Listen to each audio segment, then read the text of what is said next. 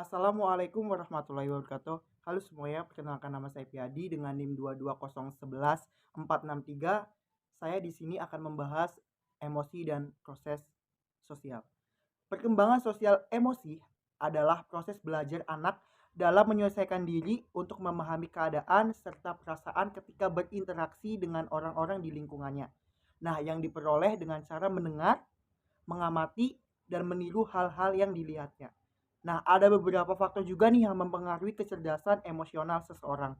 Menurut Golemon pada tahun 2009. Nah, faktor yang mempengaruhi kecerdasan emosional itu yaitu yang pertama, lingkungan keluarga.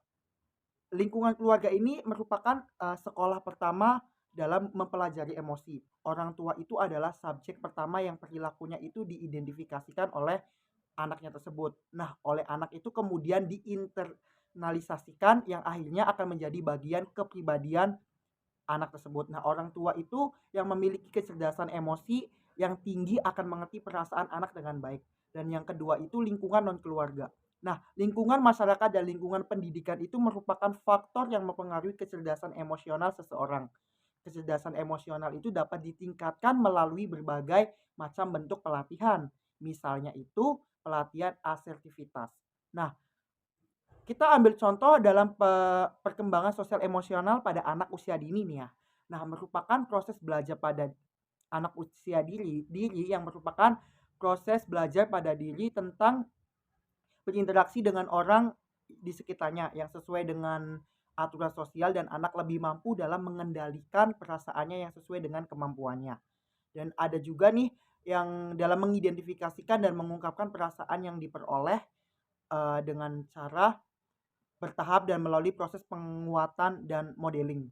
Nah, perkembangan sosial emosi pada anak itu merupakan perkembangan tingkah laku pada anak untuk dapat menyesuaikan diri dengan aturan yang berlaku dalam lingkungan masyarakat. Nah, pada masa ini, proses belajar anak itu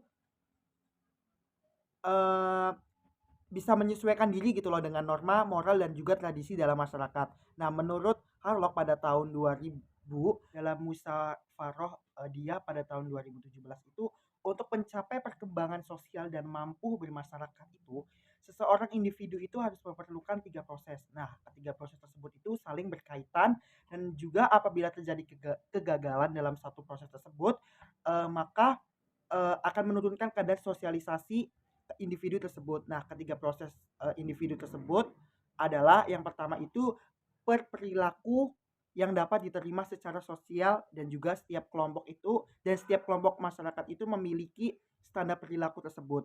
Nah, yang kedua itu belajar memainkan peran sosial. Dan yang ketiga itu kita perkembangan proses sosial itu yakni menyukai orang lain dan kegiatannya.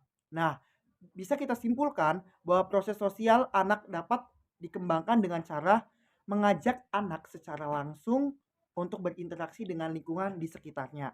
Nah, dengan demikian, perlahan kemampuan bersosialisasi dalam diri anak itu akan terus berkembang dan pada proses ini juga perkembangan emosi anak juga akan sangat berkembang sekali.